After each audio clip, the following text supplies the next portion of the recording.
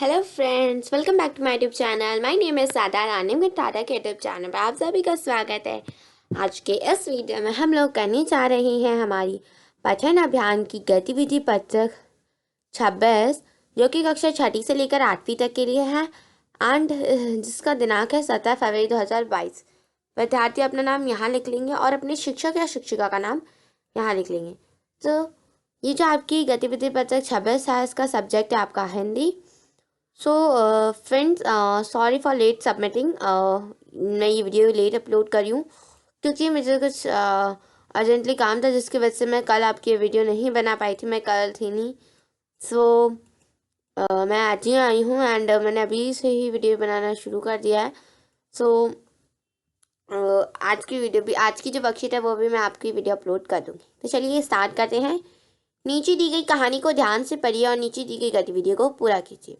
तो नीचे हमें कहानी दी गई है, जैसे हमें ध्यान से पढ़ना है और उसके बाद में नीचे इसके बाद क्वेश्चन आंसर दिए गए हैं जिन्हें हमें कंप्लीट करना है। किसी घने जंगल में गिद्धों का एक झुंड रहा करता था। उनका पूरा झुंड एक साथ उड़ान भरता और साथ में ही शिकार करता। तो किसी जंगल में, किसी घने जंगल में गिद्धों, ये है गिद्ध, तो इनका एक झुंड रहता था और उनका जो पूरा झुंड था वो एक साथ उड़ता था और फिर एक ही साथ शिकार भी करता था। एक बार वो सभी उड़ते उड़ते किसी टापू पर पहुंच गए। तो एक बार क्या हुआ, ये सब जो गिद्ध थे ये उड़ रहे थे, तो उड़ते उड़ते किसी एक टापू पर पहुंच गए। वहाँ बहुत सी मछली और मेंढक रहते थे। तो जो टापू था वहाँ पर बहुत सारी मछलियाँ रहती थी और बहुत सारे मेंढक रहते थे। ठीक है। वहाँ उन्हें वह टापू बहुत अच्छा लगा। तो ये जो गिद्ध थे, इन्हें वो टापू बहुत अच्छा लगा। उनकी खाने पीने और रहने की सारी सुविधाएं उस टापू पर मौजूद थी। तो जो टापू था वहाँ पर इन गिद्धों के लिए रहने के लिए, इनके खाने पीने के लिए सारी जो सुविधाएं थी वो सब वहाँ थी। सभी गिद्ध उसी टापू पर रहने लगे। अब उन्हें शिकार के लिए कहीं जाना भी नहीं पड़ता। तो सभी गिद्ध ने जो थे वो उसी टापू पर रहने लगे और उन्हें शिकार के लिए भी अब कहीं नहीं जाना पड़ता।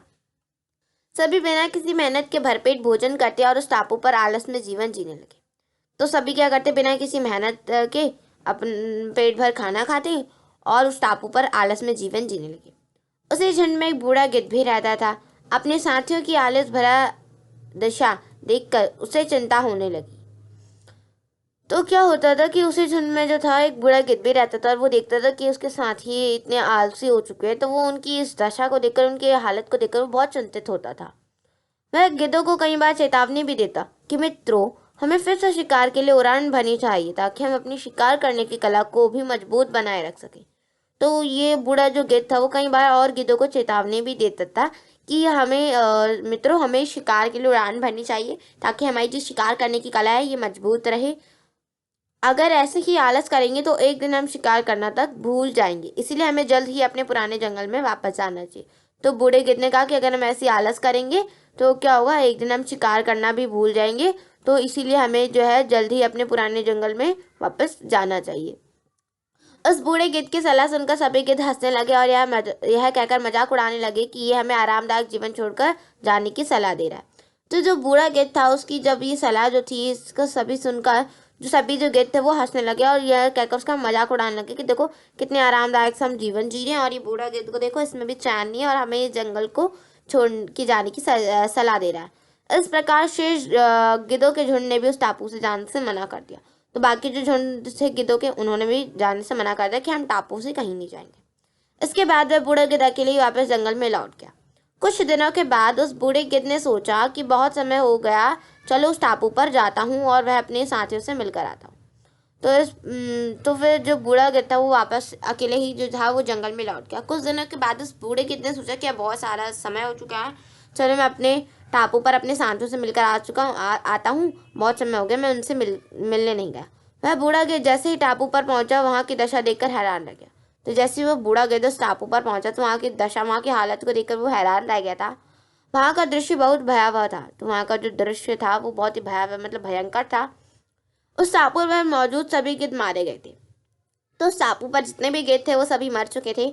वहां पर सिर्फ उनकी लाशें ही पड़ी थी। तो उनकी जो डेड बॉडी होती है गिद्धों की, वही वहां पड़ी हुई थी। तभी से कोने में एक घायल गिद्ध दिखाई दिया। वह उसके पास गया और वहां की दशा के बारे में पूछा। तो तभी उसे कोने में एक गिद्ध दिखाई दिया जो कि घायल था। तो वो ये बूढ़ा गिद्ध उसके पास गया और उससे कहा कि ये सब कैसे हुआ। उसने बताया कि पहले तो हम बिना मेहनत के भरपेट भोजन करते रहे, किंतु समय बीतने के साथ साथ इस टापू पर मछलियां और मेंढक कम होने लगे। धीरे धीरे वह भोजन समाप्त हो गया। चूंकि हमें बहुत समय से ऊंचे उड़ने का अभ्यास नहीं रहा तो हम शिकार करना भी भूल गए। इस प्रकार से भूख से हम एक एक कर मरने लगे। उस घायल गिद्ध की बात सुनकर बूढ़े गिद्ध को बहुत दुख हुआ। निराश बूढ़ा गिद्ध वापस अपने जंगल में चला गया। तो जब उसने उससे पूछा तो वो घायल गिद्ध ने बताया कि पहले तो हम बिना मेहनत करके भरपेट भोजन करते, लेकिन समय बीतता रहा तो सांपों पर जो मछलियाँ थी और मेंढक थे वो कम होने लगी और धीरे धीरे यहाँ का भोजन समाप्त होने लगा। और क्योंकि हम बहुत समय से ऊंचे उड़ने का प्रैक्टिस नहीं कर रहे थे तो हम शिकार करना भी भूल गए। तो इस प्रकार हम भूख से हमें करके मरने लगे। तो जब उस घायल गिद्ध की बात उस बूढ़े गिद्ध ने सुनी तो उस बूढ़े गिद्ध को बहुत दुख हुआ और वो बूढ़ा जो गिद्ध था वो निराश होकर वापस अपने जंगल में चला गया। तो इस स्टोरी से हमें ये सीख मिलती है कि चाहे हम कैसे भी हो जाए लेकिन जो प्रैक्टिस हम कर रहे हैं उसे हमें करती रहनी चाहिए। ठीक है। नाउ अब हम देखते हैं इससे related question answer. Question number 1 है, नीचे दी गई कहानी में जिन शब्दों को पढ़ने और अर्थ समझने में कठिनाई महसूस हुई उनकी सूची बनाकर अपने घर के सदस्यों या अपने शिक्षक शिक्षिका से उन शब्दों के अर्थ और उच्चारण सीखिए तथा अभ्यास कीजिए।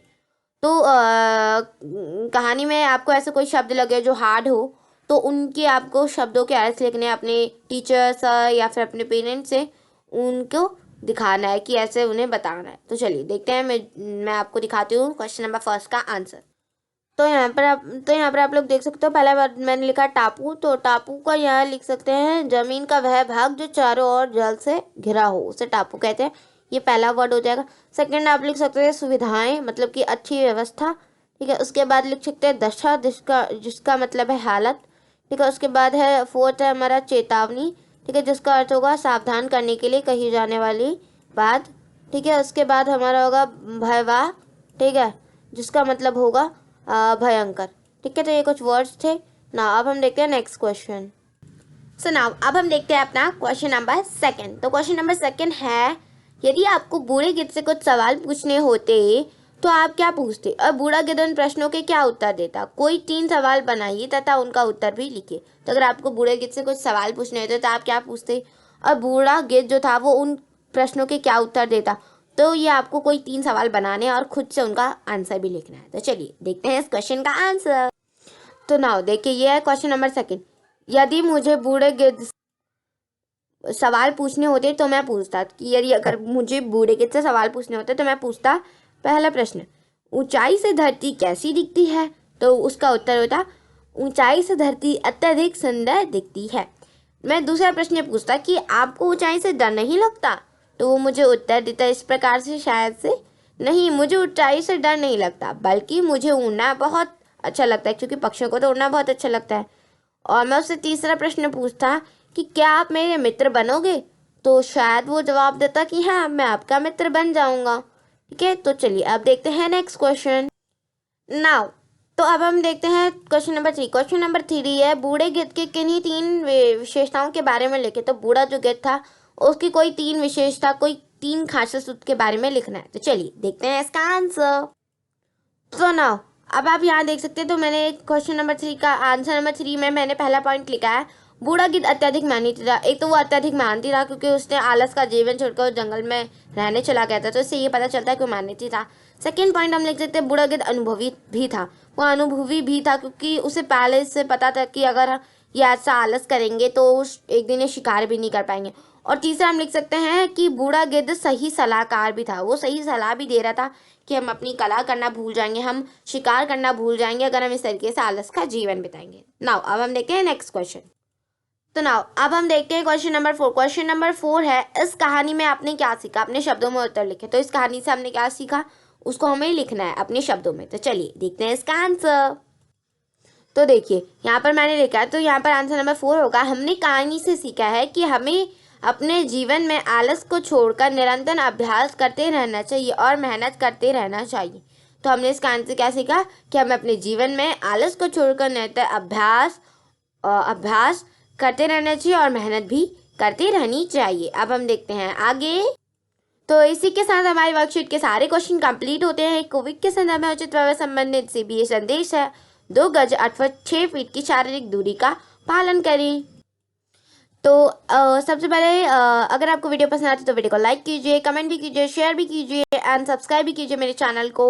सो keep learning, bye, take care and thanks for watching my video, bye.